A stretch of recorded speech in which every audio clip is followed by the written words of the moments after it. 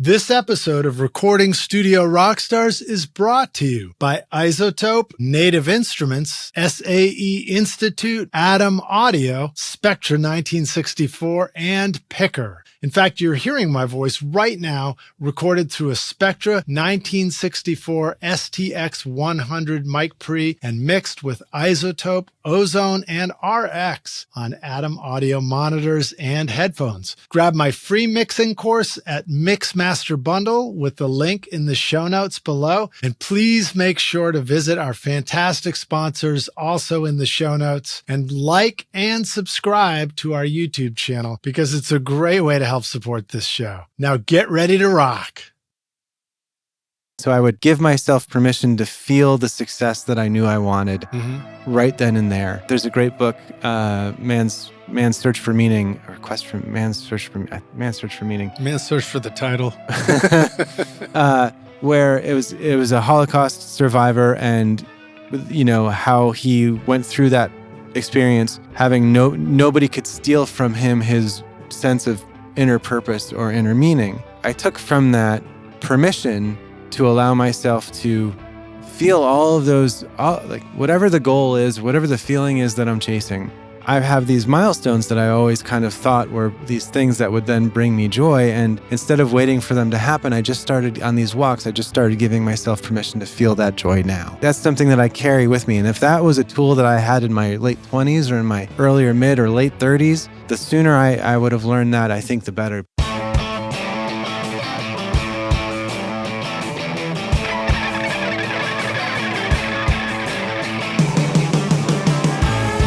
Welcome to Recording Studio Rockstars. I'm Alexz Shaw, and this is the podcast created to help you become a rock star of the recording studio.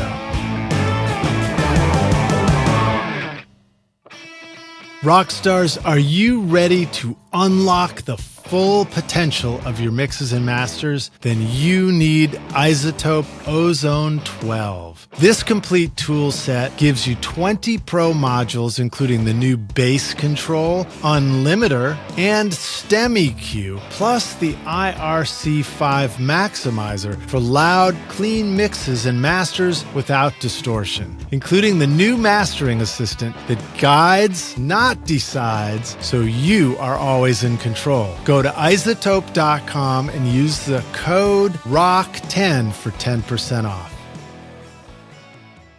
Howdy, Rockstars. It's your host, Alexz Shaw, and welcome back to Recording Studio Rockstars, bringing you into the studio to learn from recording professionals so that you can make your best record ever and be a rock star of the studio yourself. My guest today is Nick Bullock, co-founder and CEO of Freda Recording, a boutique recording studio and artist services company located on a beautiful farm outside of Nashville, Tennessee.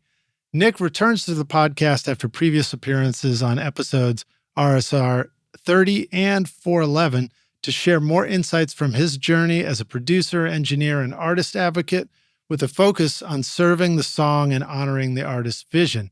Nick has built a career around making records that are intentional, meaningful, and emotionally impactful. He's worked with artists like Alexz Johnson, Kuffell, National Park Radio, St. Paul DeVence, the Aqua Ducks, Basden, and many others.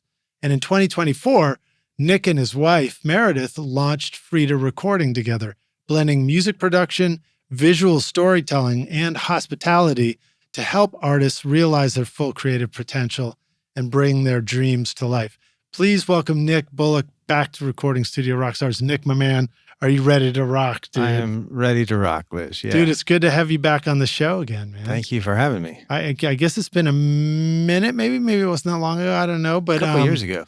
I believe the last time we talked, you were just in the process of starting your studio, or were you still building it? Yeah, still building it. Yeah, okay. We have only been open not even a year. So, wow. I mean, the process took a while from ideation to completion, but yeah. And it's a really beautiful spot. You built, well, so I'll back up a little bit. I think you guys moved from, the heart of Nashville, where you had your studio here, where we did our first interview, right? That's right. Yeah. And then you guys bought land, or you bought a property that had land outside of town, And then you just started building like your dream studio, right? Yep, that's right. We moved from the inner loop, if you will, down out to Kingston Springs. Lived there for a couple of years, and I was still working at the doghouse. And then did just what you said. Moved out to the Carthage area on a couple acres and built the studio and the little tiny home that where artists the retreat house, we like, as Meredith calls it, where artists stay. And then we're now in the process of building our actual home there as well. So, oh, that's wild. So do you guys get to, well, we won't have to go too into the details, but do you sort of like find a way to live in the tiny house combo studio while you build the home? Or, you got any tips for people who are thinking, because I do know people who are actually thinking about going out and maybe doing a house first and then building the studio or something. Yeah, we did that in the opposite. We had a house that we were living in the area that we just moved out of, and we've moved into a camper. Wow. So it's Meredith and I and our three little boys in a camper, and it's cozy. It's cozy, and we're waiting for kind of phase one of the house to be built. So the phase one will be just a basic living area, place where we can finally have our own home that belongs to us. And for whatever, the reason we did it the opposite way is because this is how we make our living. So, right. Both of you. Yeah. Yeah. Well, yes. Yep. And so it just made sense at the time, and I'm glad we did it this way, but it made sense to build the studio first. So, yeah.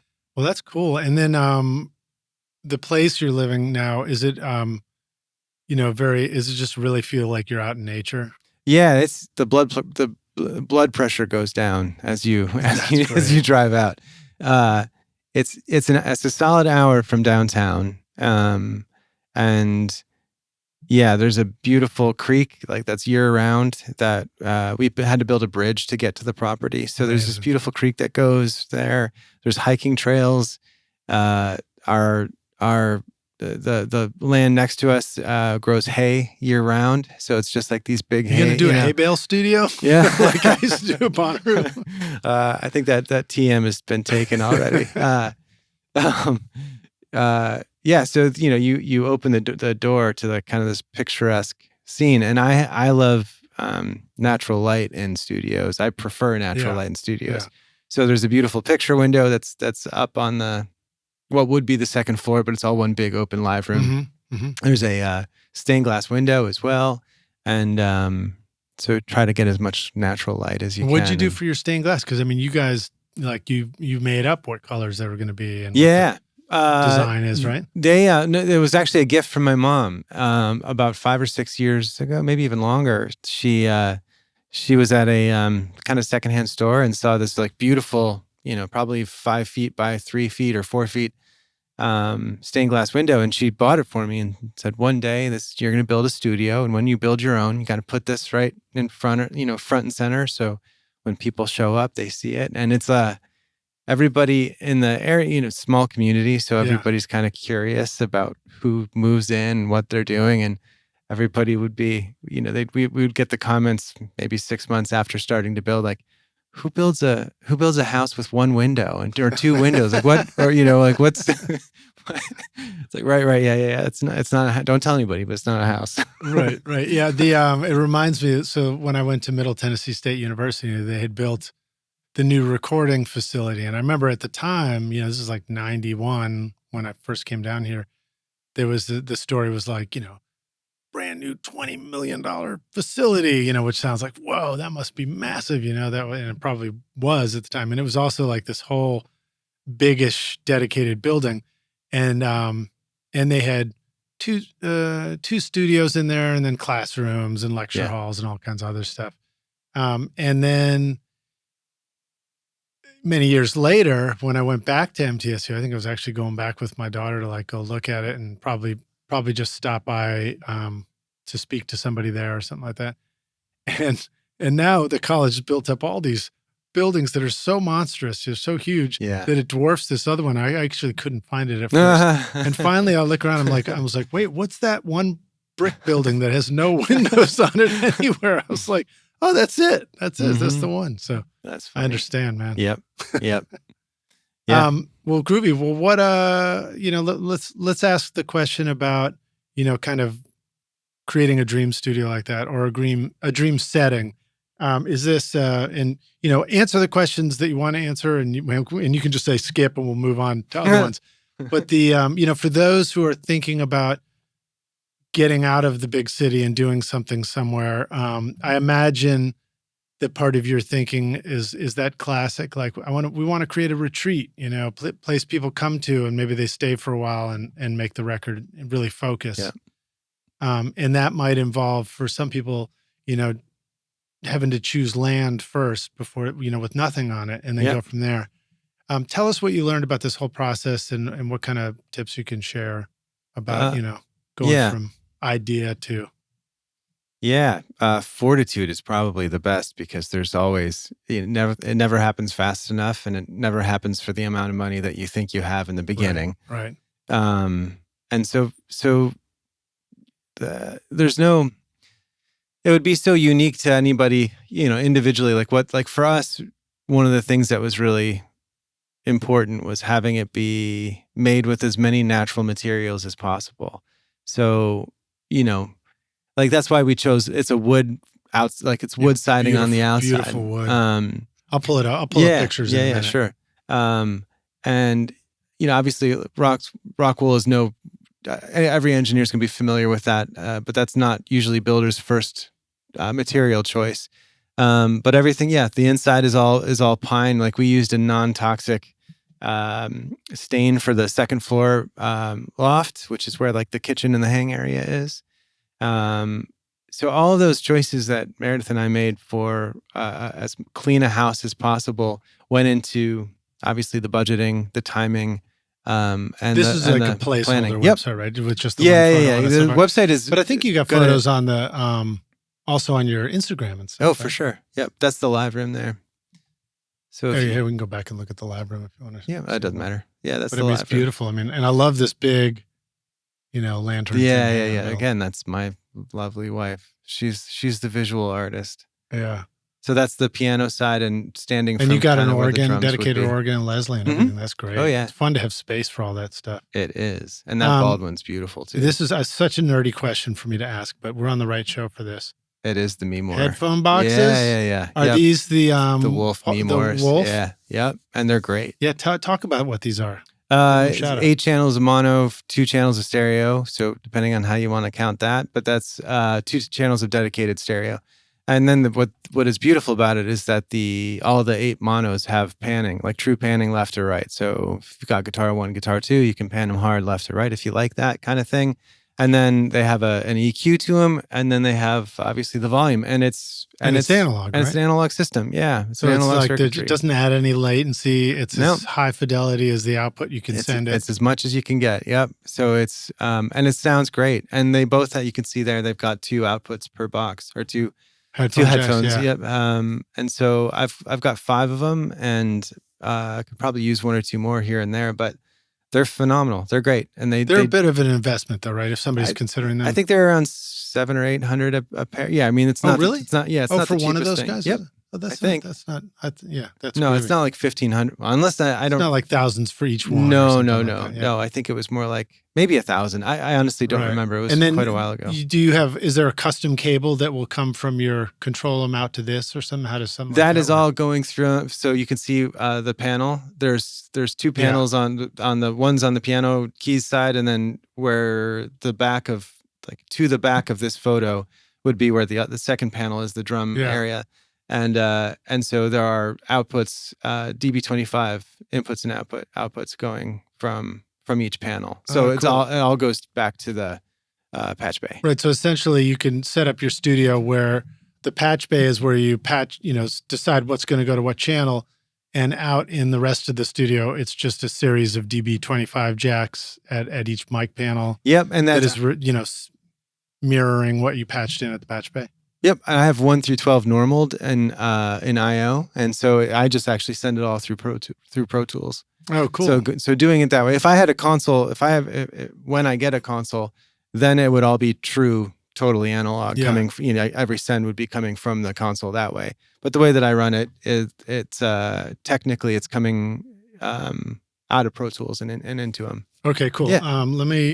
Let me go back to just chatting for one sec and continue to ask you about, like, choosing land, having to know what kind of lessons did you learn about any of that stuff that you feel like is worth sharing? Be very careful about water management. Okay. And so you want to make sure that you're building in a spot that is not going to, obviously, flood. Like, this is beyond flood zone research, obviously. Right. It's kind of plus. So just understanding how the water runs across the property will help dictate where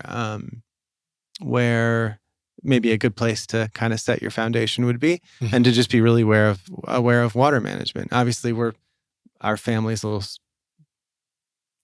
extra cautious when it comes to that because of the mold that we found in our last house. Oh boy. But obviously, when you're investing so much money in something like this, you don't want to mess with something that insurance doesn't cover, because they typically don't cover water damage in homeowners insurance. Yeah. And again, when you're spending so much money building something in a dream, like, you don't want 7 years in to be like, oh, this entire wall has to come down because mold has gotten in everywhere. So just being extra sure about that. Another thing when you're building a studio is the HVAC system. And I remember talking to Mark Rubel when he was with us, obviously, and I asked him. He's up there on the shelf. Yeah, he's the man. He was the best. And I asked him. I said, Mark, if I get 75% right on my first studio build, like, how am I doing? He's like, you're doing amazing if you're getting 75% right. Right. So, building a control room is a thing that I don't know how you get that.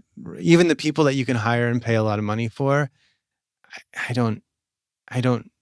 think there are ways of tuning rooms using technology today that I think are good. But it's a crapshoot when you're like, all of the things that go into these decision making, budget, timeline, materials, personnel, what kind of architect did you even have an architect? Like, are they an engineer? Do they know how to design a control room for a studio? Like, I didn't do any of that, and that was fine.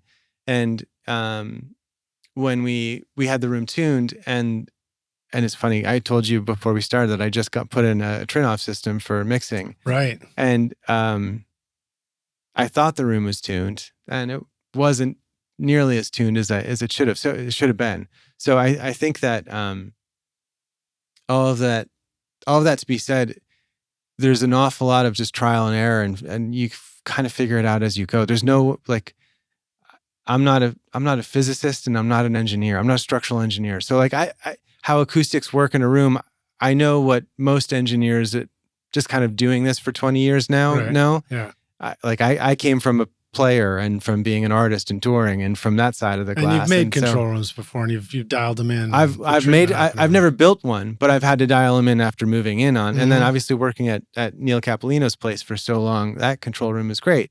And so building this one, I just kind of took what I liked from all the different studios that I've been in over my life, and tried to take lessons from the ones that I really liked or disliked, what I didn't like too. Yeah. And so when you were at Neil's, that was pretty dialed in. Like, that's a pretty, is it a professionally designed and built place, or? Yeah, no, not necessarily, but it's been, that place, the Doghouse, has been open for 30 or 40 years now. Right. So it's been dialed in, and Neil was a wealth of knowledge too, especially about HVAC systems and how to make them as quiet as possible so that they're not, in the middle of a take. He had a great story once about one of his early sessions down on Music Row, and there was construction next door, and the clients getting super bent out of shape because the construction was like coming into the studio. Yeah. Yeah. I don't remember exactly what the takeaway other than, sometimes that happens, but it, it's another reminder, like, it's good to talk to somebody who's had all those experiences. Yep. It's like your water damage story. Yep. Enough record making experience, and you have noise damage experiences. Yep. Totally. You know what happens when. Totally. Dreaming of a career in audio or the entertainment business? SAE Institute Nashville, in the heart of Music Row, offers hands-on programs where you'll learn on professional-grade gear with industry pros, learning through real projects, not just lectures. Explore studio production, live sound, audio for film, and a whole lot more. Or take the entertainment business program to learn about contracts, promotion, and more. With diploma, associate, and bachelor's programs, there's a path for you. Book a tour today at nashville.sae.edu or call 615-244-5848. And here, another thing too is when I put the acoustic paneling on the ceiling, at first I had them all at the same height distance from the wall. It's kind of like an A-frame at the top. And again, going back to the idea of like build something that you want to work in. Mm-hmm. I love big live rooms, and probably couldn't have afforded to build this size of a space in downtown Nashville. It's one of the also, well, for lots of reasons, it made sense to move out to the country. But you know, one of the things that I noticed, there was just a little bit too much of a flutter happening. You notice it mostly on snare or if a lone vocal in the room or something like that. And so then I was told to by somebody in the know, if you know what I mean, to maybe angle them all slightly differently at the ceiling, because that way they're all attenuating slightly different frequencies, as opposed to when they're all 3 inches from, they're all 4 inches thick and 3 inches from the wall. They're all hitting the same frequency over and over and over again. And I think we like the bounce. We like there to be a live room to some degree. We don't like the chamber when there's really nothing there. You can we just talked about that a lot on the last episode. Yeah. This interview. Yeah, nice. It's a good thing. We like the sounds of the rooms that we're in, and so using the room as an instrument has become using the studio as an instrument, using the room as an instrument. These aren't necessarily new ideas, but when I put it together, it was my chance to make it what I wanted it to be. The instrument you want. Yeah, and I noticed early on, like first couple of sessions, that flutter. I was like, man, it sounds so good, but like every time I have to deal with this after the first couple mixes, because when you're tracking, you don't necessarily notice all of the details when you're, because I play on a lot of the sessions that I'm producing as well, and so I rely on. I've got a great assistant, Shay. Shout out to Shay; she's incredible. But some of those micro details don't shine out at me until I sit down to actually start mixing. And so when I discovered that flutter, I was like, okay, well, what can I do? And so another layer of things went on. You don't even see it in this picture. Yeah, hold on, I'll reshare the image for us. But yeah, so I ended up putting up more treatment for flutter along let's go over to Instagram, where I think you got a bunch more photos. Go to Freda Recording. Oh, and Freda Recording? No, sorry, it's Instagram Freda Recording instead of mine. Okay, hold on. No, I'm gonna have to type. We'll see. You keep talking, I'll keep typing. Yeah. So that was a big win when there you go. When I realized what to do about it, what I could do about it. So yeah, there's the picture. There's the shot of the outside, and there you go. In that picture of the band in the middle right, to the right side, you'll see the birch plywood. These up are there. The diffusers and then there. and then the bass traps in the ceiling are all hanging at different angles at this point too. So that you little can tell the flutter lighting's great in there too. Yep. Here, let me zoom out a little bit, and I know some of these give some nice perspectives on stuff too. Yeah, there's the control room. There you go. It's a little moving video. There's so the live room. There's the drum. Shots. Drum corner. You can just kind of use gobos to tighten it up. Yep. And I love all the natural wood. So for those listening, I mean, it's just every wall is just natural wood. It looks like you're inside a sauna and they just haven't turned the heat on yet, but it doesn't look hot. I mean, it just looks like we're in Sweden, That's right. Something like that. And then I think even the outside looks like that. Yep. It's all wood on the outside too. Everything. Yeah. Really beautiful. And it's very tall, it's a big space. And is this shots of the outside? Yeah, the outside. Mm-hmm. Oh, that's it. Yep. Oh yeah, and this is the little tiny house there. Yep, that's right. So you'll see too, like on the comments that so Meredith, my wife, is in charge of the posting and the social media stuff, and it says no cell service, no Wi-Fi, which is true, equals no distraction, and no distractions. All of that is very intentional. Obviously, we have internet out there, but it's hardwired, Right. and it's good internet too. Yeah. It's but all of that was all intentional. We chose a spot. When you're looking for land, what do you want? We wanted a place where there was no cell service. Yeah, totally. It makes modernity a little bit more of a pain in the butt. But in all honesty, Once you're playing music, miss all it. you really need is the instruments to work, right? Yeah, I don't miss it. You're not, by putting down your phone and just being present, I think you're giving yourself the gift. And I think that gift translates to the experience and to the recording. Yeah, totally. And I think it makes it better. So in this image here, for example, we've got Yep. the tiny house, Yep. Which can double as a guest quarter if needed. And then the studio is this big sort of barn design. Yep.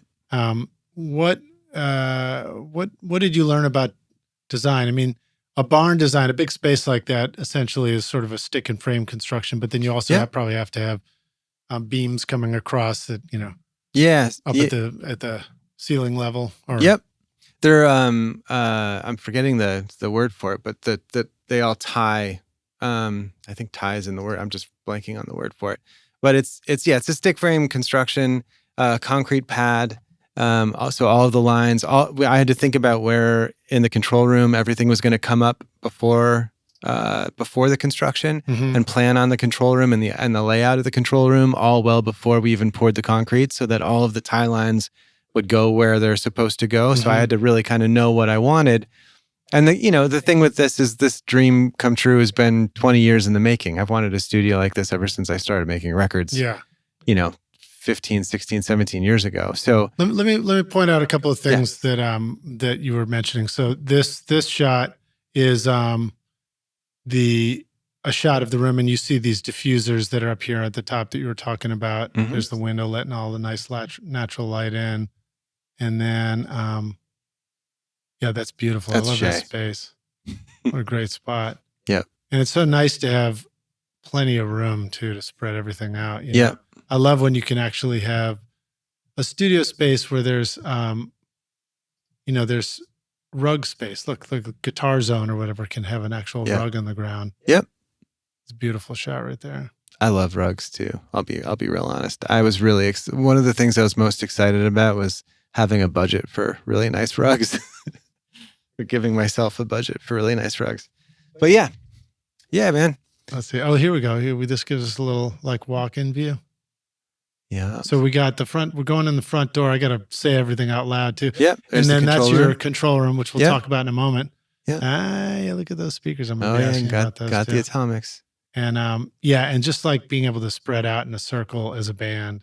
Yeah. It's been, I had a chance to do that not long ago in a studio, John Finnell's studio, Relay Recording in Columbus, Ohio. And we did tracking there. And I was just like, that was so great to have a room to get everybody out there together, There's no, in my opinion, there's nothing like everybody in the same room tracking together, and what that bleed can do for a recording too, when it's well thought out, and controllable to a large extent. That's kind of the special sauce that glues everything together. It looks really beautiful out there for sure. Groovy. Well, let's see if I can get this turned off there. Okay, groovy. So you were talking about making sure you check that the water runoff. Any other things around finding a space to build your studio that come to mind? To have electricity, to have sewage lines like that stuff can be challenging at times, right? You just have to have a good builder. You have to take your time to get to know the people in the area and understand who would be a good fit for your project and who wouldn't. And, we talked to maybe 8 or 9 different people before we settled on the builder that we ended up working with, because you have to be able to trust them. It's just like picking a producer. Right. You have to be able to trust them. You have to understand that you have to feel comfortable that they understand your vision and that they're going to walk you through the challenges and they're going to walk you through the easy parts and the hard parts. And and not everything is going to be exactly how you thought it would be before you started. It's going to be a bump in the road, but when you have a good builder, things like, the dirt work, everything from dirt work to foundations to the pretty stuff and the beautiful siding on the inside and the beautiful siding on the outside and like all the kind of flashy stuff. Got to make sure you're working with people who you have a good rapport with and can say, no, it's not like, I'm going to stick to my guns now. This is what it needs to be. And I understand it's going to take another week for this thing to get here, but that's kind of what we all agreed to, right? We're all on the same page and, yep. Okay, you're right. Yep. And so you find people that you can work with and see eye to eye with. That's the biggest thing. Right. All the other stuff, it will always come down to budget and timeline and what those kind of things are. If I was independently wealthy, I'd have an API in there, and I would probably have the later. Yeah, right. Exactly. I'd have the guest house be twice as big to fit twice as many people, and we would have built our house. Originally the plan was for us to build our house at the exact same time as building the tiny home and the studio all together. And then rates went straight through the roof, and what we were pre-approved for one day turned out to be a lot of thousands of dollars short of what we wanted, by the time we were actually able to move forward. So Meredith and I said, okay, well, what can we do? What can we do right now? Where are we going to live? And went through that process together. So I wasn't doing things alone. I had my wonderful wife, and it's cool to have a team working on something. Absolutely. Like that. And our builder was great. Be on site as often as you can be, because people will make mistakes. And even if you get a great builder, they're going to use subs, and the subs don't care as much as the builder cares, as much, who doesn't care as much as we care. Right. And so it's good to be on site as often as you can be. Yeah. I learned some lessons around that stuff too. When I was getting my, studio together, and, some of the stuff you have to talk about too is just learning, for example, sound isolation, sealing things well. If you're trying to do in your space, it was one big space, maybe a little different than if you're trying to do isolated rooms. And there's an isolation. It's not in there. We have the control room is a separate slab, room inside of a room, which is a separate slab from the drum. There's like a booth that's actually about as big as this room. That is like a drum booth. Whatever we want to put in there can fit a drum kit pretty comfortably for a tighter sound. Drums, Yep, exactly. Right. When I went around working in different studios, the thing that I always missed, unless you were going into, all of the major studios in town, the thing that you missed was space. So that's obviously where most of that energy went to. But having sight lines from the control room into the big room and control room into the drum booth. Having isolation in the bathroom, like there's tie lines in the bathroom, there's tie lines upstairs in the loft looking down, and I always put a pair up there, especially for strings. It sounds amazing for a string quartet and for drums as well. Yes, designing again, as much as I knew what I was doing, there's always an element where I'm like, I don't know what the hell I'm doing right now. Like, I hope this works. I remember I was freaking out on a particular evening because before all of the insulation was put in the control room and the walls in general, the whole place, I noticed Meredith and I were doing some work. I forget what we were doing, but we didn't do most of it or much of it, but every now and again we would come in to do, hey, we can help. We're going to help by doing this, hopefully save a buck or two. And I remember Meredith was listening to like a little boombox in the control room, and I was out, and she was listening to the boombox, to the stereo in there. And I remember being like, oh yeah, I really like this song, and like listening in the live room. And then I was like, wait a minute, I'm not supposed to hear this. Why am I hearing this right now? And I can hear it well, like not just like, I can hear it. And I was like, oh no, oh my God, we've spent so much. What am I doing? And it was one of those moments where I just had to walk myself down from the ledge and be like, it's going to be okay. It's not going to be perfect. It's going to be great. Don't worry about it. You're Yeah. going to, and sure enough, like, I haven't tried the experiment again, but they can't, it's fine. Yeah. It's fine. Yeah.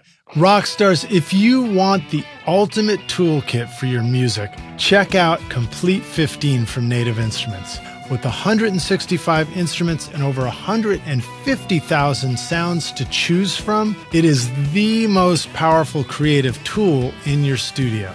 From Contact 8 to Massive X, Battery, and Guitar Rig 7 Pro, you've got everything you need to create in any genre. Pair that with Native Instruments control keyboards and machine hardware, and you get next level integration that makes music creation fun, fast, and seamless. Head on over to nativeinstruments.com and use the code ROCK10 for 10% off.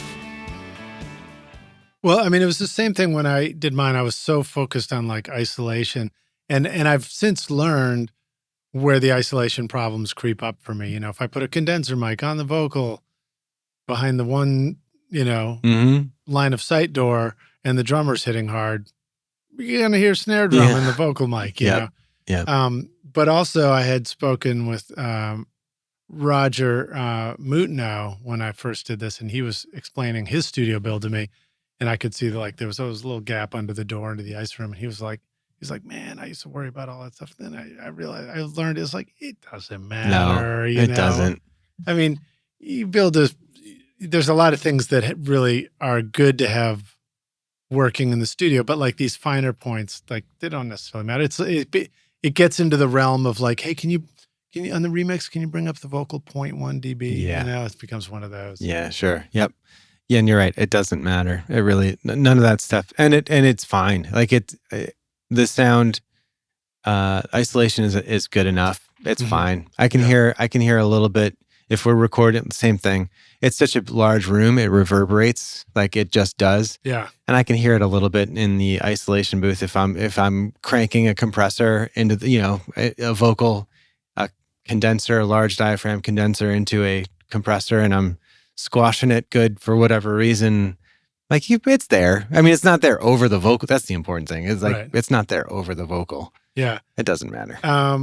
Well, groovy. All right, let's see. What else I want to ask you about? So let's talk about your control room. So you've got the, I think I spotted an SSL UF8. Oh, yeah. Yep. I love that thing. Yep. Fader pack. I'm using those in my studio now too, and I really like them. And then you got a beautiful pair of speakers. Are those the Atomic Audios? Those are the Atomic, the 610s. Yeah, those are great. Yep. Yeah, those things sound, how would you describe what those sound like? And I don't even know are they still available for people who are, as far as I know, I think they're still making them. Yeah. But, I don't know what the wait time is or how prevalent how much they're actually manufacturing. They're amazing. They sound, I think the thing that everybody says about them is that the low end is like, you don't need a sub, and I don't have a sub, and I don't need one, and it's great. Like, they have a real hi-fi quality to them. They really do. Yeah, they really, really do. Sort of reminded me of when I first heard them. I was like, wow, this sounds like, when I had that tube receiver hooked up to those vintage hi-fi speakers, and everything just sounded cool. Yep. About it. And I know that the way they're built also is, I think it's all analog crossovers or something. Yeah, there's no DSP or anything like that in there. No. And then do you also mix on other speakers as well? No, I need to get another pair though, just for lots of reasons. But no, right now it's only, I used to have a pair of Dynaudios as well. The BX5s maybe, or whatever those, like, pretty, they're not that big. They're pretty small. And I'd like to get another pair of those and put them up next to that, just to have another reference. But yeah, it's fun. It's a lot of fun mixing in there. And yes, I use a lot of outboard gear when I do it. And so it's nice to have the IO. It's nice to have all that stuff at a hand's reach, or chair's glide reach. Yeah. And what did you decide about your control room arrangement, like the tools around and stuff like that? So to my right are all the racks. To my left is a piano, and behind me is a couch. In the control room. Oh, in the control room. There's a piano in the control room too. too. Oh, yeah, there's an upright in the piano. Oh, that's really great for, I love working with a great singer who likes to do weird, fun things with background vocals, and so we'll just sit down and be like, well, how about this? Yeah, okay. Was it this you don't have corner to melody? leave No, it's right there. Figure it out. Also, the piano sounds great, and I've got I think eight tie lines going into eight tie lines for tracking in the control room too. I have not done drums in there yet, which I absolutely will, and that'll be fun. But so it's great. And then I've got like a rack of synths that are in the other corner as well. So I like to play a lot, and so it's nice to have things that are ready, just kind of ready to go. Although I will say, I don't leave stuff up. I don't know if it's just put it away. Yeah, I don't know. It's just I really like I like cleanliness. I like order. And I think that allows me to be disorderly in music. Like if that makes sense, the more things are kind of everything in its right place, the more I'm able to be creative and do weird things, and I'm not distracted by all the stuff. So when we go from, and I also do, typically I've set the studio up, and I've just always worked this way, where I typically do live band stuff. It's not, I like building track on track too, but more often than not, because we have the space and that's an attractive point for artists, we'll have a 1, 2, 3, 4 days with the band, and then we'll move to overdubs. And I like tearing down, and so if I'm using 12 microphones on a drum kit, like I don't want all that stuff there. Maybe I'll leave an overhead up in case I want to real quick do something different on a snare idea or whatever, just to add a texture. But I like order. Yeah. I operated that way for a long time too. And one thing that occurs to me about when I used to do it is it's also when my studio was newer. Yeah. So there might be a parallel too between like keeping it nice and neat. Maybe. But I finally sort of switched the other way, started there. I'd call it like zeroing out the studio every time, and I do love that. And I love knowing where to find stuff. And then more recently I went the other direction because I was just like, you know what? It takes me too long to set stuff up, and, I'm trying to immediately play drums or something like that. Yeah. So there can be benefits to different ways of doing it, but I'm totally with you. And I remember when I would track, I loved cleaning it up and also pulling all the patches on the patch bay. Sure. So you get this whole clean like slate to start and do overdubs, and you can invent any kind of sound. Yeah. So for me, that was a big takeaway. Yeah. The sound invention process happened when I was doing the clean studio technique. Yeah. The sound invention practice kind of went away a little bit once I started leaving things set up. Yeah. So maybe that's a takeaway for us too. Yeah. Obviously everybody has their own way of working. And I also learned that from Neil, working over at his place. Like every time we were done, everything needed to be struck, and not if we were in the middle of a tracking session on a Monday to a Tuesday, and so I just kind of kept doing that. So typically Shay will, now I will say when we're in the middle of tracking, like everything is mic'd all the time. And so I think there are 32 inputs. I have 32 preamps. So everything has its, like all of the synths are usually lined up, maybe not all of them, but most of them are ready to go. The piano's always ready to go when we're actually making music and doing it. So that if anybody has any idea at any time, it's like, yeah, go and do it. I realized too, like it has caused me to, and again, this might be a new thing, but I like a new studio thing, because I am still getting to know the space, like using a pair of, maybe on one session I'll use the 88, an R88 on the piano, and the next session I'll use a pair of 5045s, different spread stereo, obviously, and so I get two different piano sounds. And I'll be like, oh, that's cool. What did I do there? Right. I try to keep notes. But what do you like to do? What do you find is an effective way to keep notes? Or maybe in Pro Tools, right there in the notes. Yeah, right there in the notes in the comment section. Yeah. I bet Shay Shay being the assistant extraordinaire, I bet she has her own notes too. If I asked her, I bet she'd be able to tell me. I was trying to take photos of things too, and Yep. just like put them into a folder. They always just ended up on. Yeah, well, I never did that step. I never put them in the folder. I'd be like, what session was it? You know, it's like if I go back to look at old child photos of my kids from 3 years ago, I'd be like, it's just pictures of the 1176 over and over and over again. I know my 1176. Well, so like a couple of tips on that. One would be now Apple. You know, most of us are probably on an Apple setup. We'll see for how much longer, Rockstars. I don't know what's going on. But the getting it from your phone to the session computer a lot of times is as easy as the what's it called? Not AirPlay. AirDrop. AirDrop. Yeah, thank you. Where you can just send it right over and then drag them into the folder. So then they're right with the session on the folder that's the master folder for that session.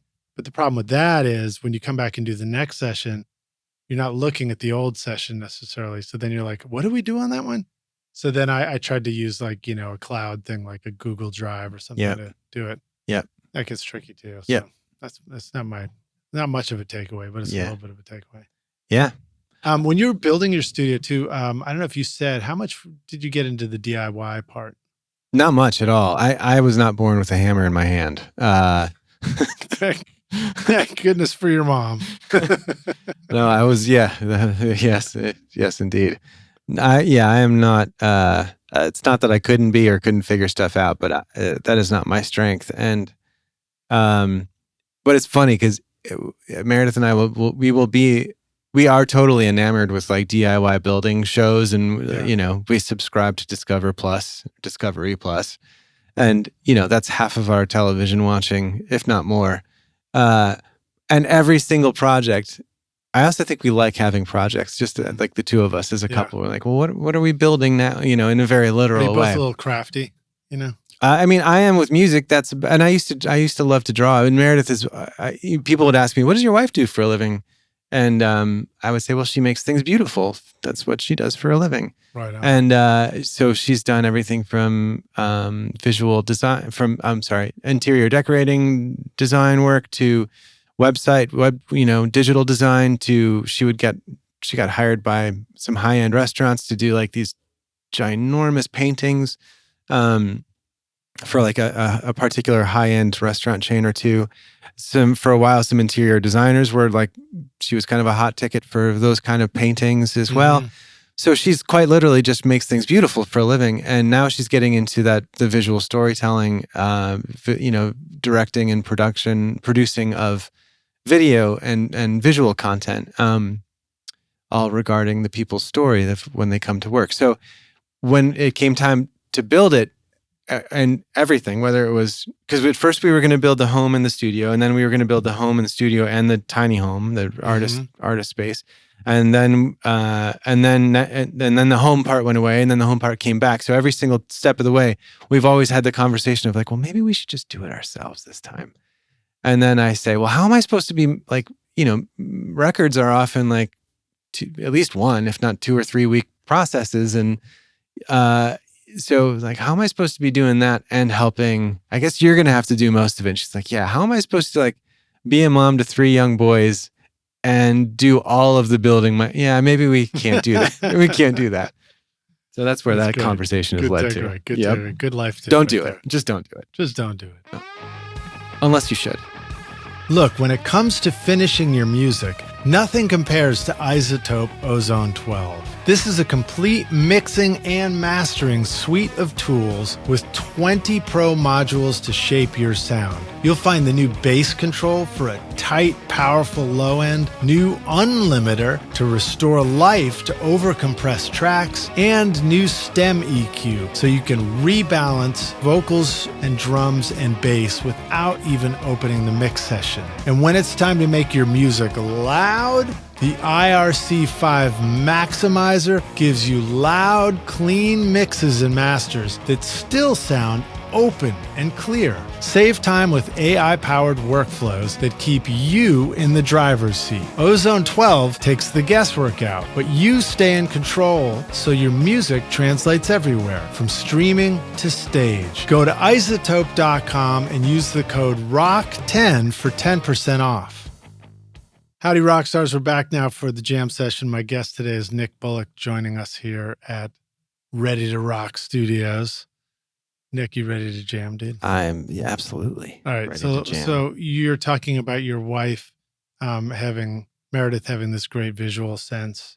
Yes. And among the things on your website, for example, you say we offer exceptional recordings, visual storytelling, on-site accommodations, a team of professional players, Kickstarter support, and artist development.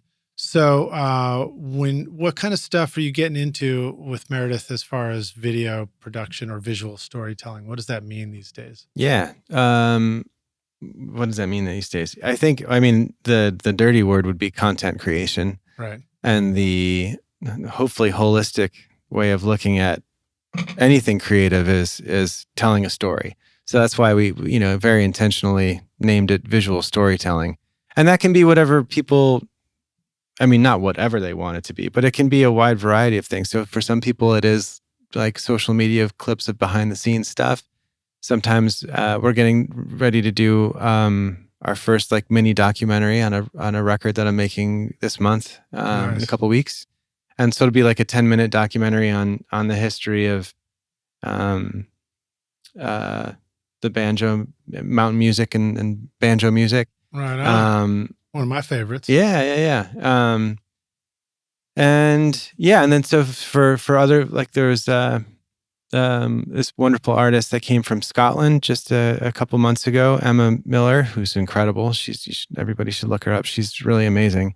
And man, what a voice, and a phenomenal writer. And we had a bunch of film taken almost every day, just kind of, again, behind the scenes stuff, but she's doing every song gets, 2 or 3 minutes of weird footage with no commentary. So that's her own, that's what she wanted. And so Meredith, will facilitate it. She will help direct it to whatever degree it needs. Sometimes it needs it, sometimes it doesn't. Yeah. We also are launching a podcast. Soon, with any artist who comes and makes a record. And they're welcome to take that audio and chop it up and put it over any kind of footage that they want too. So everything from the typical social media stuff that one needs, to more in-depth, hopefully more artful approaches to the grander story that's being told by the album, the song, and the artist and where they are. So really our hope is to give people every tool they need when they go. So not just a great record, but did you have to acquire any particular set of tools to be able to do this kind of video production or anything? Did you learn anything about, like, can we just start with iPhones, or did you decide to get yourself certain cameras?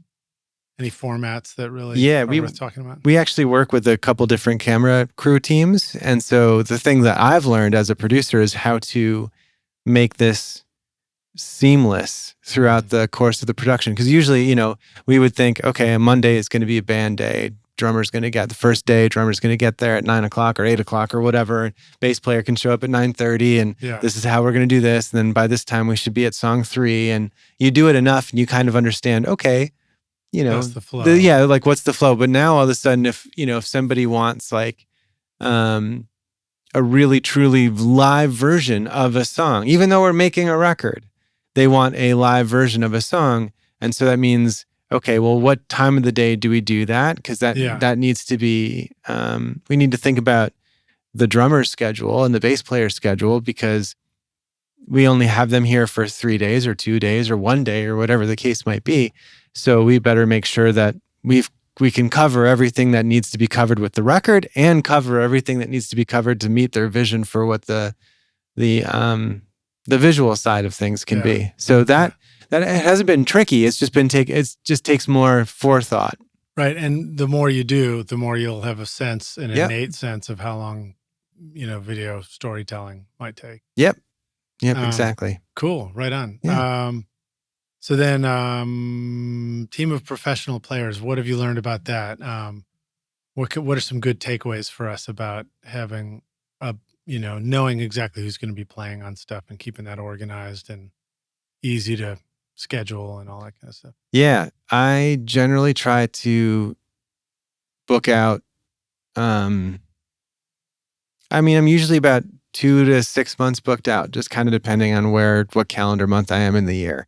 So So you can give people heads up. Yeah, about 2 or 3 months, about 3 months before the session, I'll line up all the players, make sure, because before that, sometimes, an artist doesn't always know what they want beforehand.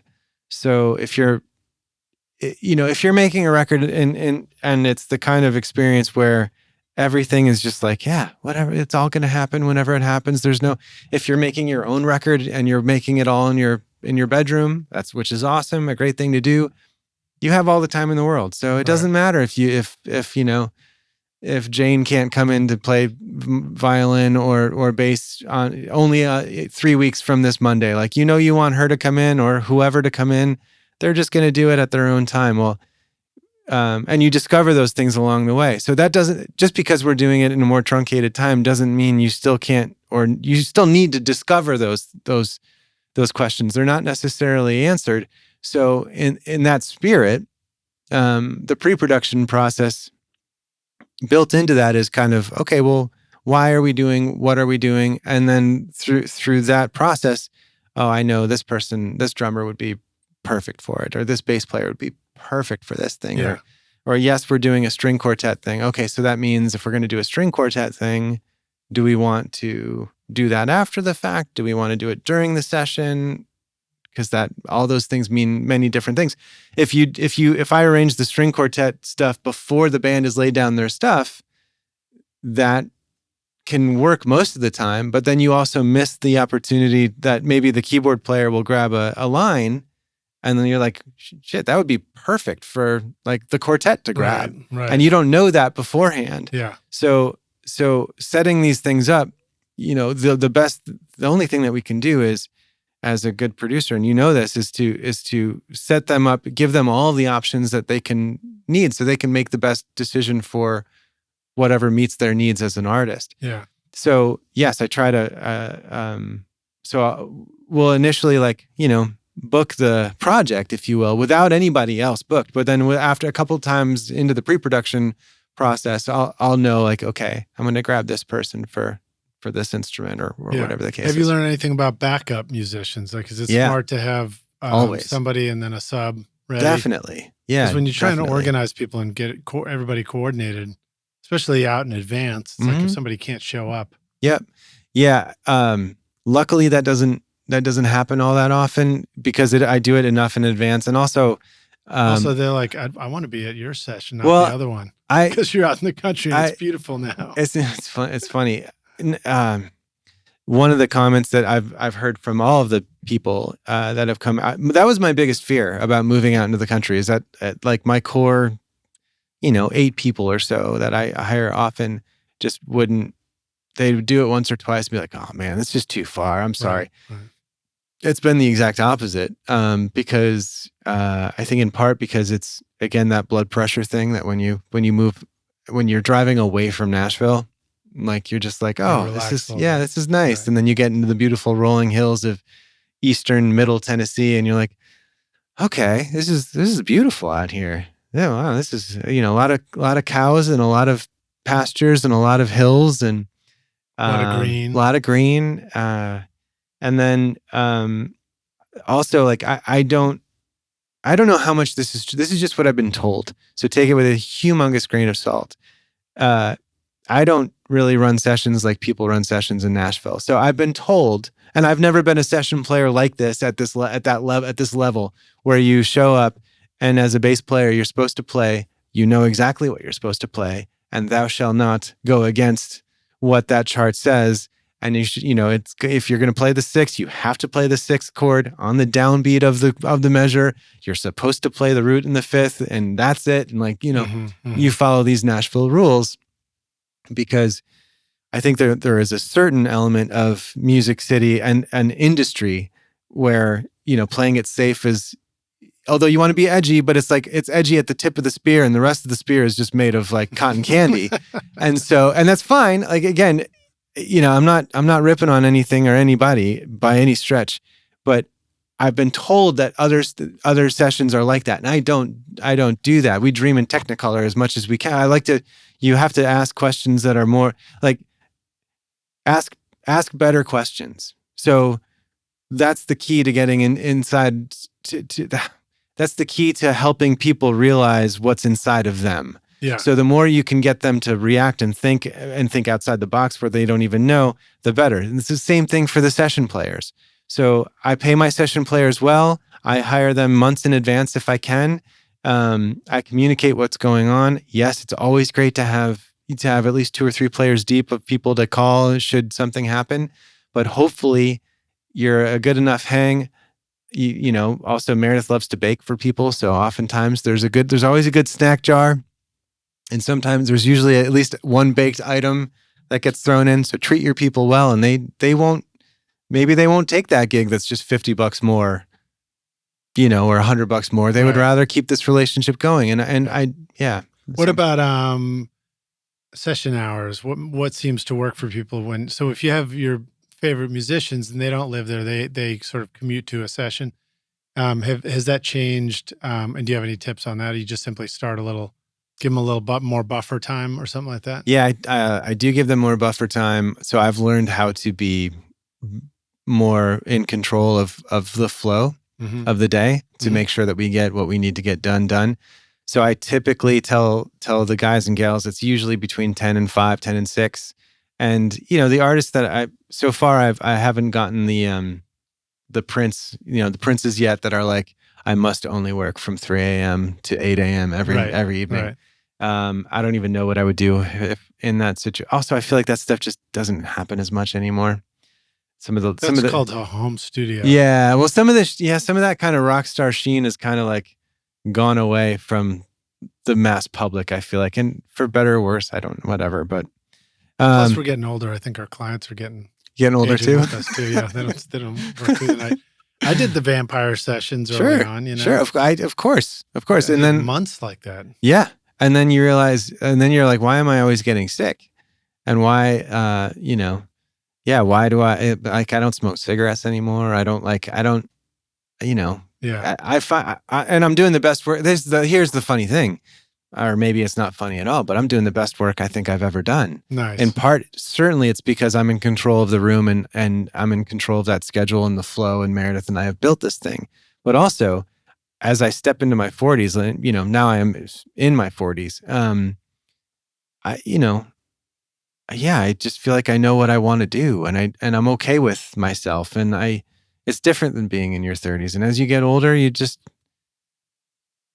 funny. Greg Wells had a funny little thing on his Instagram today. It's like, yeah, I'm less cool because I'm older now, but also I care a whole lot less what other people think of me, which makes me actually cooler. So I think there's a bell of truth to that. Poor Greg, that was tough. Those LA fires. I know. He lost his place, if I'm remembering that correctly. He did. What a shame. Yep. Are you ready to launch your career in the audio or entertainment business? SAE Institute Nashville, right here in the heart of Music Row, offers hands-on programs to prepare you for the industry. From studio production and live sound to audio for film and a whole lot more. You'll learn by doing, working with professional-grade gear alongside experienced industry pros. If you're more into the business side of entertainment, SAE's Entertainment Business Program teaches essential basics like contracts and promotion to help you navigate the industry. With diploma, associate, or bachelor's degrees, there's a path for everyone. Plus, Career Services supports graduates as they take the next step. Want to see it for yourself? Immerse yourself in Nashville's exciting music scene and book a tour today at nashville.sae.edu or call 615-244-5848. Okay, the next thing on there that caught my attention was Kickstarter support. So I'm wondering, what does that mean? Kickstarter support. It's a clever line to add in there. Yeah. Well, it's crowdfunding in general. It's not just Kickstarter, but everybody knows Kickstarter. It's kind of the Kleenex brand of of tissues, if you will. It's the Frisbee. It's the Frisbee of fundraisers. Yes, that's right. It's the Xerox of copiers. Okay. So we have 3 or 4 people on like kind of part-time staff at the studio and for the business. And one of them is Alicia. And Alicia's job is to, amongst a few other things, is to help people with crowdfunding. She's done it. She's done it a few times herself. She's walked a bunch of her friends before she started working with us. It was something that she had just started doing for friends as a side hustle. And she's a great, amazing artist herself. She actually just came and made a record last month herself. And that's awesome. I'm excited for that to come out eventually. But yeah, Alicia works with the artists that want to work with me that don't have a budget and want a budget. And so she fills that gap and does so wonderfully. That's great. Good job, yeah. So that's like guiding people through the process who haven't done it before. Do you find that sometimes artists didn't realize that there was that opportunity because they hadn't really understood it or explored it, and then they're amazed at what's possible in the kind of fundraising? Yeah. Or crowdfunding? I would say like 2 out of 10 are like that. The other 8, the hang up. So for 2 out of 10 would be, I didn't really know that you could do that. I mean, I know for, hurricane victims, or for this, like, but I didn't know that you could do that for music or art. And then the other 8 out of 10, the hiccup for somebody who would want is just honestly self-doubt, like believing that they're worthy of somebody giving their time and treasure to your cause. And the funny thing is if you ask that same person, like, hey, has anybody ever hit you up for something like that? How many times have you had a really terrible thought in your mind about that person? And the answer is almost always, and hopefully would be never. I never think like, oh man, I can't believe they're bothering my day right now with asking it for $10 or $20 or $50 or whatever. And the answer is always like, yeah. Let me do that. I got to do that. And usually I do. And if I don't right away, I'm grateful that they follow up. So it's just kind of funny because it really is in the eye of the beholder. Like, I find for me, there's a almost a knee-jerk sort of implies negative. So maybe I shouldn't use that, but there's like an automatic reaction. Like I'll see somebody I know doing, selling their music after the fact on Bandcamp or something, or doing a fundraiser, and I might just be automatically like, especially if I know them, And so I think, and then, then I just support it, Yeah. Go get it. Sure. Yeah. Yeah, totally. And it applies to everybody, like, or it varies for everybody. So like, some people will say like, automatic on $10. Some people might say automatic on $100. Who knows, depending on who you're interacting with. And I would suggest that we know more people. We have more of a support system than we usually are aware of. That's you know what I mean? Completely true. I found so we've walked maybe 3 or 4 people at this point through that process, and I think people are genuinely surprised and moved by how loved they are in their community, and didn't know that support was there for them. And it can be a really amazing thing. I think the opportunity is actually a whole lot bigger than just asking for a pre-sale or however you want to think of it.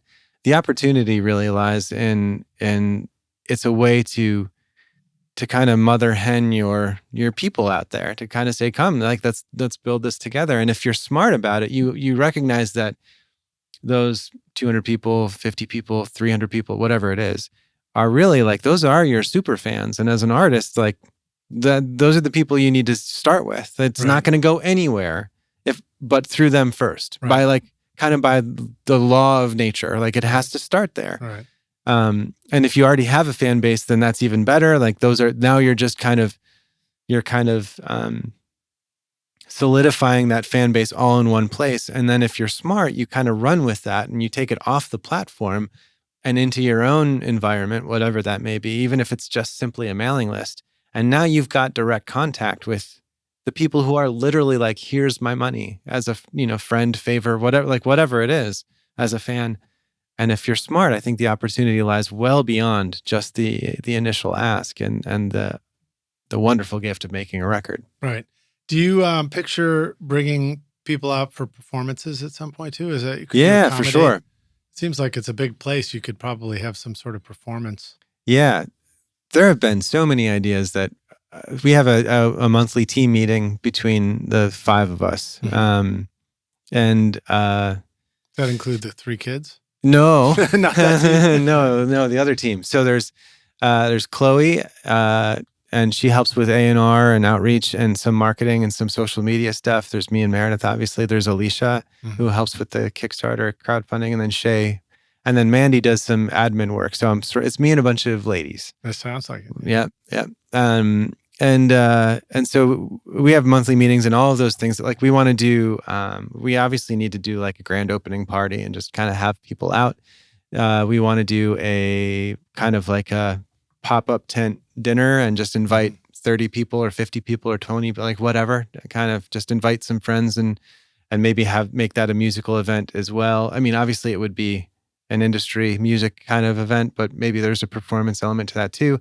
I've thought about doing a songwriting retreat and or something to do with music business. And bachelorette parties from downtown absolutely Nashville, right? No bachelorette parties. No, not unless they all want to all of a sudden make a, Christina Aguilera cover album. If they want to do that, I'm totally down. Or a Taylor. Let's do a Taylor cover album. Right. And then, so events like that, I think are absolutely in our future. However, it takes shape and form. And it'll be fun. One of the other words you used, I think on the website, I saw independent was written somewhere. And I wondered what that meant to you. Were you thinking of the musicians as being independent and interacting with them on some level? And, or do you think of sort of like the studio itself as being independent in some way, just being outside of the city? Yeah, kind of. That's a good question. Both, really. I think I meant it in the classic music business sense of independent. Somebody who's not funded by a label. But what I really think about that, I mean, we have, Meredith and I have set up our lives comfortably swimming on the outskirts of Music Row, in terms of the genres that we work with. And I don't really do a lot of radio country. And so I think that spirit of, growing up listening to like the Grateful Dead and bands like that did everything grassroots. Ico. Yeah, that's right. Wait, I forget what hand gesture I'm supposed to do. For Ico, I have no idea. That's got to be a New Orleans thing as well. I'm not sure. But yeah, growing up with that mentality, I think is just kind of, it's in my DNA. So in that sense, I mean, that, eventually I want to start a label. Eventually I want to start a publishing company. Yeah. And, as a way of not scaling for numbers' sake, but scaling for like, okay, well, how can we make a bigger difference sake? Right. And I don't know how to do that. And I haven't been given the keys to the kingdom to do that at Warner or do that at Sony or do that at UMG. And that's fine. Like, that's fine. That's not my path in life. And at least not now. And so that spirit, I think I like that word more for the spirit of it, because it just means like I like working with artists who understand that it's also a business too. Like their art is beautiful and it's precious and it needs to be protected and it needs to be grown and it needs the right environment for the artist. They need to wake up and if in the middle of a night and feel free enough to write down the song that they were just dreaming about. Like that's good. Mm-hmm. And if they can also have an understanding that like, well, if you want to do this for real, and there's nothing wrong with wanting to do it as a hobby, but if you want to do it as a means to income, then you have to understand that there needs to be a spirit of entrepreneurship built into that. Right. Totally. And so all of those things kind of speak to me. I mean, I've only ever done music, like whether it was teaching lessons or touring as an artist and making records as an artist or as full-time. Or making a song a day. Making a song a day. But right before I did that here in Nashville, after moving here, I had my own version of the School of Rock that I sold that company to then move down here. That's right. So like that kind of spirit, there's like a fierce, maybe overly prideful, fierce pride in that kind of independence spirit. Right. So what do you feel like has been some of the biggest challenges in building a business out of these ideas? And what kind of stuff have you learned about that as far as growing it into a business? I mean, you obviously had something rolling when you were in Nashville and sort of like, sounds like you sort of vetted, hey, can we migrate this out an hour outside and still keep it going? Yeah. Yeah, it was very thought out. It was not like a shooting, flying by the seat of your pants kind of decision. It was well thought out. And it was years in the making before we even decided to move out there. It was probably a year and a half to 2 years in the making, maybe a year and a half. And so, yeah, just like if the question is how does one make a living in music, that is such a loaded question. Mm-hmm. It's a good one. There's 1,000 different areas that you could go. For me, I've worn different hats in different periods of my life. For 10 years I was in that band, and I still good friends with those guys, luckily, and that was a completely different mindset for making income as a musician than where I am today. And today, what I see the most is frustration as an independent artist, frustration, where people don't feel like they're in control. That's the killer. That's the thing that is the most heartbreaking aspect. And so I hope that there's a sense of empowerment when people talk to me or talk to Meredith or understand what we're trying to do. Like, well, that's part of it for us. That's why Artist Services is there. That's why that word independent is there. Mm-hmm. And eventually I do want to start a label that gets into funding. I've been working on this idea in my mind where, when you think of an artist who is selling out the Ryman a couple nights in a row, so that's like that tier of an artist. Yeah. What you see is the very surface of the iceberg. Right. Like you're seeing the tip, and below that surface is the merch person that tours with them, the graphic designer who did the graphic design for the merchandise, the tour manager, the players themselves on the tour, the bus driver, the manager, the lawyer, the other manager, the other lawyer, mm-hmm.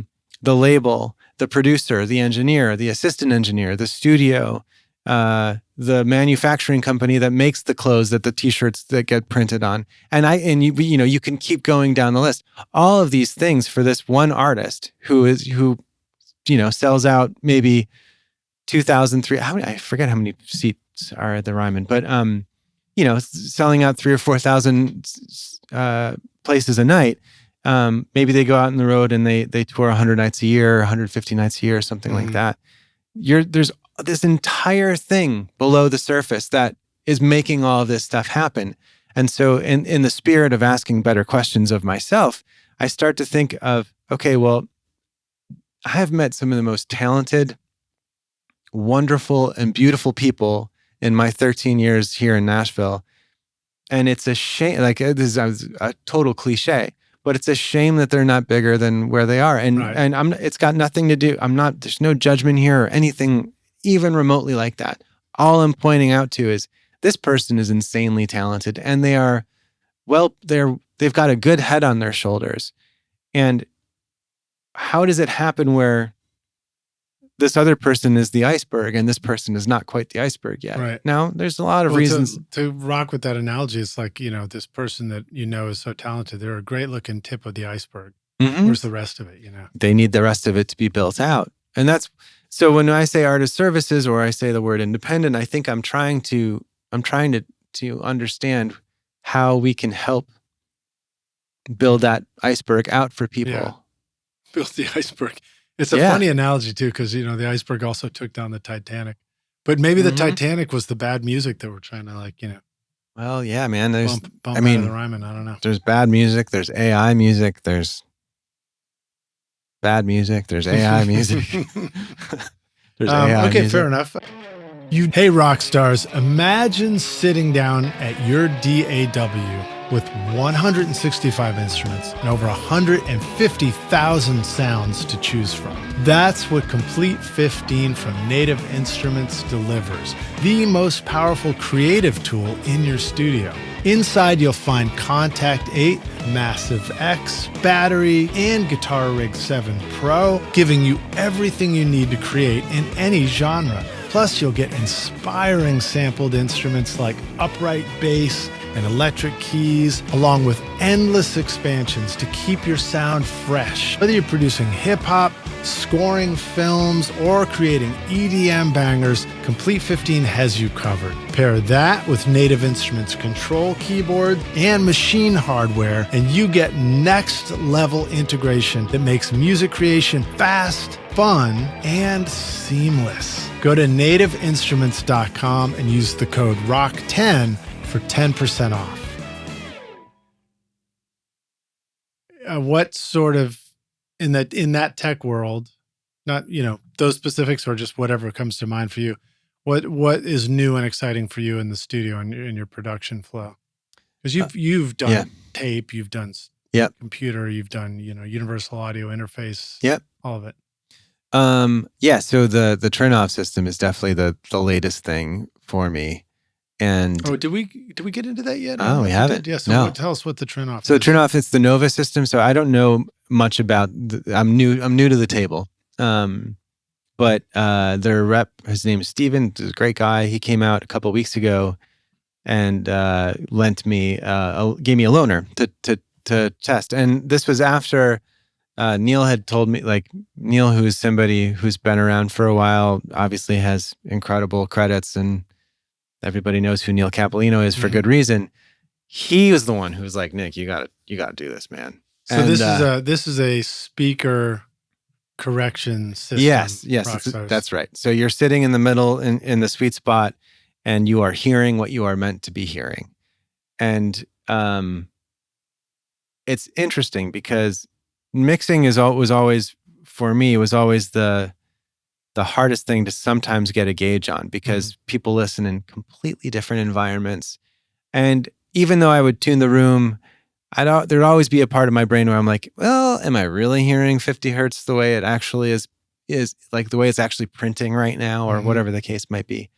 And it is, that's been a game changer it's only been 2 weeks, not even 2 weeks. This is the second, 2 weeks, just about 2 weeks. And it's a game changer. And I already I'm mixing faster. And the beautiful thing about it is, it's okay if a client wants revisions after today, from 2 weeks ago on. It's all good if they want something changed. But at least now I know that in my mind, that mix is bulletproof. That thing, like that center image is beautiful. The kick is exactly where I want it to be. The snare is exactly, the low end of the snare is speaking exactly how I want it to. Where the vocal is sitting is perfect where I want it to be. If that artist wants less this or more that, like, completely fine. Totally okay. Because now at least I know I can tell them with a complete straight face that, like, oh, I'm not messing around. This sounds great. This sounds wonderful. And so it's not that I didn't think that before, because of course I did, but man almighty, like when you hit that button and you hear like the phase issues in the room and where the low end is, it's just like, oh my God, I can't believe I've been listening to what I've been listening to. And yes, I've got that great plugin, the AB plugin, Metric AB. Yeah, Metric AB, which is like super helpful. Plugin Alliance. Yeah, all that stuff is super helpful. Reference material, like, it's funny because one of the reference materials that I would always go back to for me is a Beck record, and I listened to it on the turnoffs, and I was like, oh man, I never realized it was as distorted as it is. I still love it. It still sounds great, but like I'm hearing that high frequency. When you have racks and racks on your right side and a piano over there, and the room is not, my control room is a decent size. It's not super small. It's a good size control room, and I'm hearing the things that I didn't know I was guessing at things before. And again, you don't know what you don't know. So I'm trying not to beat but I had an embarrassing moment there when I hit that button, I was like, oh no, man. Well, when I remodeled my studio too and did the Carl Tatz Phantom Focus system, again, similar experience for me where it's like, I can mix so much more easily Yeah. now. It's amazing to be in a space where I can actually work quietly if I want to. Yes. Never really had that before. I was Yeah. blazing fans going on somewhere, Yep. And it's fun to just, it's fun to be able to crank it up some if I want to. Although, it's really here in the low end. It's all that imaging Yeah. that makes such a big difference. Yeah. I don't remember why exactly I wrote this down, but I think you had said something about use the word records maybe. And so I wanted to ask if you feel like you're making records or singles. And has that been a change for you? And then how is one different from the other? Yeah. That's a great question. I think I mostly make records. I could not say only make records, but I mostly make records. And there's a great Jack Antonoff quote, the producer, Bleachers and a lot of other stuff. Bleachers is his band. He made this is relatively recent quote where he said, records are everything. There's not a single artist there that's ever had their life changed by a single. Mm-hmm. Every single artist that's ever been has always had their life changed by an LP, by an album. And I think that is such a wonderful way of portraying the argument of one versus the other. Singles are great. There's nothing wrong with singles. I think from a practical standpoint, when there's two things that somebody who says to me, hey, let's do a single. There's two different avenues that they're coming from. One might be financial, and that's all that they can do, and fair enough. And my response to that is always, well, let's track 2 songs or 3 songs, because to be honest with you, it's going to cost the exact same amount for you to track 2 songs than it is to track 1 song. Yeah. So let's just let's get the most bang for your buck and do that. You could only mixing 1 is fine. You've got 2 in the wings or 3 in the wings or whatever the case might be. Yeah. You could do that in 6 months from now. Save your money. Or they're trying to test the waters and they're like, I'm not so sure about you, man. So let's just do 1 song. And my response to that is always, fair enough. That's a completely normal, and you should think that way. You should do your due diligence, make sure I'm the right person. I'm doing the same thing, by the way, Right. I don't mind telling people that. And you should, and that's a really good thing. And if you're wondering about, it's fine to do a single, let's do it. But if you're only wanting to test the waters, there's a lot of other ways where we can do that, where we can make sure that this is feeling really good in order to move forward. Because the thing that I try my hardest to do is to do meaningful work. Right. And so if that's that has been my main guide. And so I would rather do 5 songs than 2 songs, or 10 songs than 5 songs, because we get more time together to develop that relationship and that trust, and that development of the development of that trust leads to better art. Will always lead to better art. Yeah. Have you ever noticed, so one thing I do feel like I've experienced, because I've done all those varieties, a lot of times now it might be like, let's do a couple of days, let's do 2 or 3 days. And depending on how crunched you are to try and get things done, it can also be tiring and make it challenging to come in, fresh. I remember I used to do, a week, and then at the end of the week, I'm like, I don't know if I could have just kept working another day, So I know that can be challenging. I guess having the foresight to know how to schedule your sessions properly, probably helps, right? Yeah, for sure. Yeah, I mean this in a really good way, but the more in control I am, the better album it's going to be for the artist. Yeah. So and every now and again you'll find an artist who not intentionally, but maybe unconsciously, they just they react and want to constantly change the flow of things. Mm-hmm. And so you'll be like, we got permission, permission for takeoff, permission granted. And you start taking off and they're like, nope, permission denied. Let's do this instead. Right. Okay, permission to take off. Nope, yep, yeah, yes, no, yes. It's a constant yes, no of a yo-yo.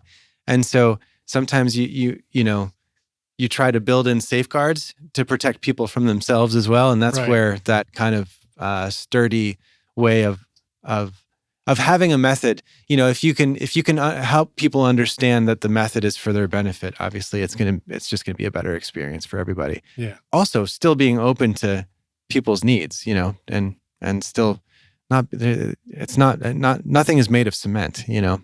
It's one of the nice things about bringing a band in is that that starts to give things momentum. Mm-hmm. You know, everybody starts to be committed to the moment, committed to the music, committed to the performance when you've got a group playing together. Yep. Tracking, gives you that too, which is nice. Whereas when you just want, you versus the computer, it's like, hey, well, let's try that. Can we do that? Can we do this? Can we do? Yep. You know, or what I don't like about me, us versus the computer records is, I'll be doing all the clicking and clacking at the computer, and next thing you know, everybody's sort of like disappeared into social media on their phones, and it's just like the energy, the creative energy, just sort of dissipates out of the room. That's why we moved where we don't have cell service, and there's no Wi-Fi. We can still plug our phones in, but you have to. It's like a process. You have to really be like, hey, I actually need to check something right now. Right. Yeah, can I grab that thing? Then there you go. Or Shay, can I grab that thing from you? You know. Yep. Because of that, keep people present as much as you can. Yeah. One of the artists on your playlist, so Rockstars, we have a playlist of Nick's music in the show notes, so you can scroll down and go listen to a bunch of his great work. National Park Radio Wander. It's got a quiet acoustic. It's also got like a full male vocal really singing out. Yeah. And it just sort of occurred to me, and I don't know if that was cut in the new space, but it made me want to ask if the new studio with the large space, if you really notice opening up sound possibilities in terms of, of a vocal, a singer singing out, things like that, where it's like there's really more room to breathe, more air, studio air. Yeah, absolutely. That ironically not on that record. That was done to the Doghouse. There's only been one record, Alexz Johnson's, that's been released since we've opened. There's right, because you could be making a bunch of stuff, but it always takes a minute before it's finally out. Right? Yep, it always does. Well, not always, but it oftentimes does. Yeah. But Alex's record, the just what I've noticed in tracking and mixing and everything, and getting masters back too as they slowly start to come back. I've done maybe 8 or 9 projects there in the last year, so it's pretty full calendar since July. Yeah. The thing that I've noticed is the benefit of having space. I remember when we were building it, Meredith would be like, do you really need like 28-foot ceilings or 30, whatever it is? And I was like, well, what do you mean by need? Like, let's talk about these words. I'm kidding, obviously, but I would say to her, like, no, we don't need it, but they don't really make studios like this anymore. I mean, if you like, there's again, not throwing shade at anything or anybody, but that's why we moved out there, so that we could afford to get more bang for our buck, because I wanted that live room. I can probably fit about 20 people with gobos without it being uncomfortable. Amazing. And the ceilings are huge. Now, like, is it going to give you that tight, like New York City studio apartment feel, like where the drum room is literally a 3x5 closet and all you can fit is a snare, kick, and a hi-hat? Like, no, but then we have a drum booth for that if that's what we really, really want. And that's great. Install the drumbrella. That's right. Well, gobos can do amazing things too. Well, gobos do. I've got gobos up around those drums. I've got one in the back, and I want to get a contraption that I can ceiling gobo, right? Yeah, that's too. I don't want to have to be like, and then have to like hit a button. Just get another gobo that like goes up and just sits across the other. Yes, exactly. Once I do that those drums in that room are going to sound amazing. I can't wait. I do the packing blanket thing. And go watch the making of Sympathy for the Devil. Right. The Stones cut it. They're all in the room. Olympia or Olympic. They're all in the room. And they're all just in the room. They're all just gobos between things. I know. And it sounds amazing. Yeah. Are you recording your own music or other people's music in your studio, but you're having trouble figuring out how to get your mixes to sound great? Do they sound weak and distant or lack punch and clarity? Well, I've got a gift for you to help you take your mixes from sounding like basement demos to sounding a lot more like professional mixes. And it's my free course called Mix Master Bundle. This course will show you how to get pro-sounding mixes from your home studio with free and stock plugins in Pro Tools. And the best part is, these mixing techniques will work for you in any DAW, whether you're in Logic, Cubase, PreSonus Studio One, Reaper, or anything you can think of. Are you ready to make your best record ever? Then go to mixmasterbundle.com to get started for free now, and you can find the clickable link in the show notes of this episode. Yeah, there's nothing like you listen to like those Feist records from whenever. They like you listen to particular, or I'll listen to particular artists now, and I recognize like, oh yeah, like all that is room drums, like room mics. Like Right. that's what the entire drum kit is right now. Right.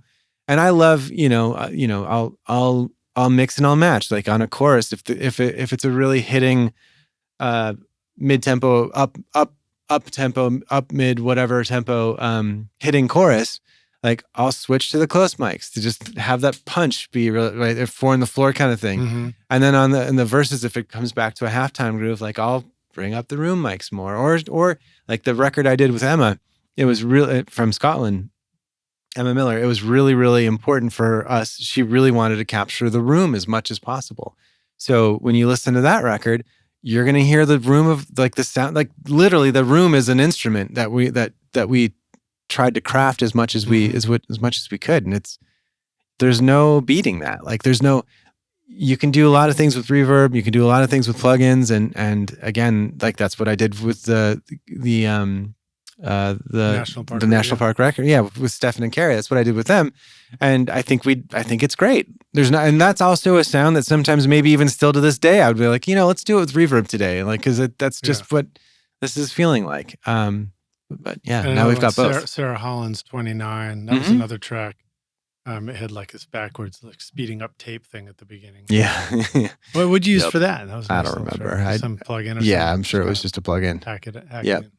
Yep. That's great. Well, let's see. Another one I'll ask about is Catherine Tracus, Butterfly is a really cool sound.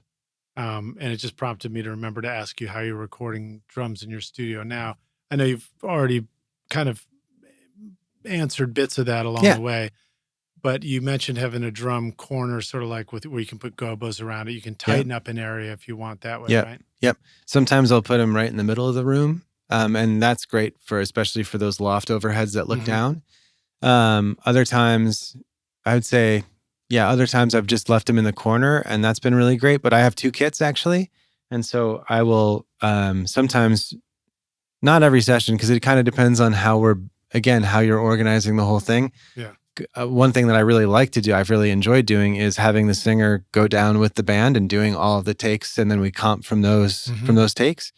Now, if we're not doing that, I'll oftentimes set up a B drum kit because I've got two drum kits, and I'll set up one in the big room and one in the closet, and then like literally it'll be totally song dependent. Like, all right, this one needs just a tighter sound.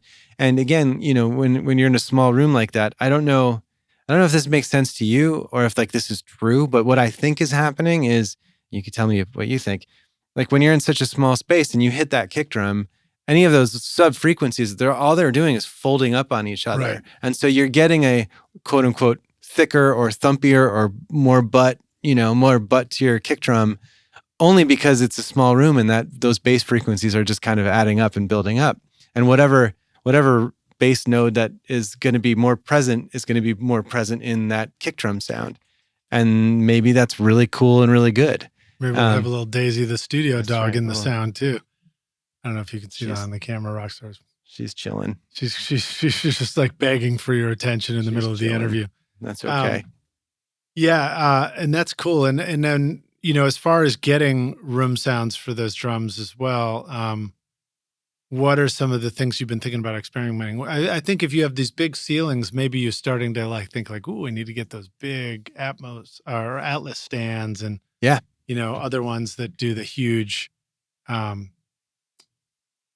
the huge one. Triad Orbit's got the got big stands too. What is it? I'll think of it in a minute. But those huge ones where you can just like cantilever mics way up high and stuff like that. Yeah. Or hang them from the ceiling, right? Did you discover like, oh shit, now we got to own a really big ladder, so we can get up and put stuff up and take it down and all that. Haven't had to change a light bulb up there yet. I'm dreading changing mine. I bought it. Man. I bought it. I will say this. I found there is a telescoping arm that you can get that has a suction cup on the end. Really? And you can put it on a light bulb and then sort Game of changer unscrew here, it. Lidge. Now, I guess it doesn't fall off, but yeah, it's fine if it falls off. There are That's what a broom is for. supposedly like hacks for getting up to those lights way up high. Nice. But when you build something like that, you don't think about it. You're like, Nope. wait a minute, what do we do when it's time to change the light bulb? Yeah, I don't have I wouldn't say I have a fear of heights, but I'm also like, I'm not really itching to like start, dangling from a wire anytime. Yeah, no time soon. Yeah, man, I don't know. I'm not going to be hanging mics from the ceiling. Yes, I can't even remember what kind of stands they are, but they go pretty high and they're like the really, really, you can put a 440, like you can put a heavy ribbon mic and it's not going to start slowly getting closer and closer to the drummer. Right. And yes, I've experimented with like doing them way up. I've kind of like recently gone back to, actually going lower again, even though like you're still, because without a drum roof, if you will, over in this big room, you're still getting some amount of slapback in that overhead microphone, which I found not to be totally desirable most of the time. I would much rather just take an image of like from 10 feet out or 20 feet out of the kit and be like, there's your drums. Like if I'm going for that. Right. So I've actually started lowering them back down again. And maybe that'll change once I do get kind of like a drum canopy going, and I'll be like, no, it's great all the way up there. Cause now you get the benefit of all of the above happening all at once. But, yeah, I don't know. It's pretty standard. This is again, the benefit maybe or a benefit of putting things away, because I just do different things every time. Right, exactly, I'm always like, I'll be like, yeah, let's put the 87s on the toms today because that sounds great. And then, no, let's do this for the overheads. Let's just do a mono. Let's do the stereo. Let's, it's every time is a different, just doing something different. Yeah, that's groovy, man. Yeah. All right. Well, so this is a question I've asked you before, but we'll ask it again. We get to ask our hypothetical question where you take the studio Wayback Machine. Nice. And we'll do another tape rewinding, doing the backwards. And so you get to go back and find yourself and say, listen, yo, Nick, maybe, I don't know if you had your orange glasses back then. No, I didn't have these would be new because your old self would be like, dude, those are cool, man. When do I get those? And you say, be 40. Here's the single most important thing you need to know to be a rock star of this studio yourself. What advice do you feel like giving yourself this time? It's so funny. I didn't even think about this question. I knew this question was coming, and right when you said it, I was like, "Damn it, I haven't thought about this answer at all." It's gonna be the best answer of the day. That's right. I think the thing that I'm trying to, I'll give myself advice today. Yeah, and I'll say like it's hard being patient. It's just hard being patient for the ups and the downs that can happen in the industry, for the hopes and the dreams, and I see it in all of the people that I work with, and just being understanding that like you woke up today and it's a good day. So like what can you do today to fulfill the dream for you? And here's one secret that I started learning when I did move out there and started this entire process. I for a while there, I try to exercise every day. And for a while when I first moved out there, it was just in the form of going on a hike or taking a walk. And I started doing this little practice of kind of like a gratitude thing, but it was, I've always wanted to win a Grammy. I don't know why. Maybe, I don't want to do it. I want to do it my way. I don't want, if you understand what I mean by that. But it doesn't mean that I don't want to win one. And I started just kind of like giving myself permission to feel what it would feel like if I actually won one on the walk. And I would slowly start to see, like, where I lived at the time was right next to where we were building. And I would slowly start, as I was going on these walks, I would slowly start to see the studio like come to fruition. So it would be really easy for me to just be like, well, this is how it's going to feel like. And so I would give myself permission to feel the success that I knew I wanted right then and there. And there's a great book, Man's Search for Meaning, or Man's Search for Meaning. Man's Search for the title. Where it was a Holocaust survivor, and how he went through that experience, having nobody could steal from him his sense of inner purpose or inner meaning. And I took from that permission to allow myself to feel all of those, like whatever the goal is, whatever the feeling is that I'm chasing, assuming I'm coming at it from the right lens, which is not a selfish lens, but it's a lens of wanting to contribute, wanting to love more, wanting to be more fulfilled, doing, living the purpose that I was given. Life is a gift. And so how can I make this world better? What's my purpose in that?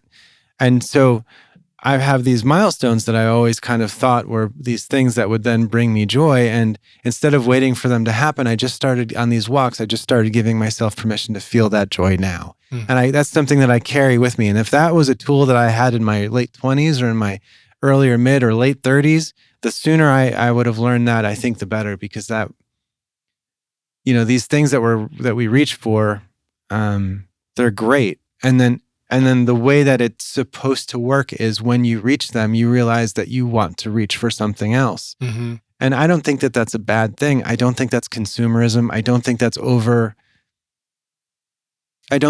a bad thing. I think that can be a very, very healthy thing. And ultimately, everything that I do, I try to aim upwards in a spiritual sense. And I'm a pretty devout spiritual person. And so it's all coming from that place. But just giving myself permission to feel the win, if you want to think of it that way.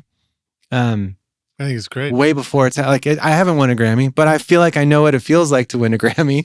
And that allows me to like move through my day feeling like I've won it. Nobody can take that from me. Like in my imagination, that thing is mine, and nobody can take that away from me. That's awesome, dude. That's awesome. Well, it reminds me of the ideas of vision boards. Yeah. I'm pretty sure any encouragement coach out there would probably say, like, visualize your goals, right. All that stuff. I've thought about, I've tried to visualize the next workout I was going to do, so that I could get through it, knocking it out kind of stuff. So that's great. Yeah. Well, dude, thank you so much for being on the show again. Thanks for having me. Great to hang and, it's great to see get to riff on this, beautiful new studio that you've got. So how can the rock stars find you? What if they're ready to come out and feel their blood pressure drop as they drive out into the countryside? Two best ways would be, eventually the website will be done within the next month, I'm sure. So that's FredaRecording.com. And then Instagram is /Freda Recording. Right on. So yeah, those are the two best ways. Yeah. And Rockstars, thanks so much for joining us and hanging here. If you enjoyed this too, please remember to hit that like button and subscribe to the channel, and drop in a comment too. Or if you got questions about building the studio out in the countryside, feel free to put those in. Ask away. Or if you just liked it, put a comment in, because that stuff really helps this podcast. It helps the videos go, and then the bots present it to somebody else who says that was great. I liked it as much as the previous guy. Anyway, dude, good to see you, man. You too, Liz. Thank you. And I'll see you around the studio. Perfect. I can't wait to come out and visit. Yeah, man. Do it. Cheers. Yeah.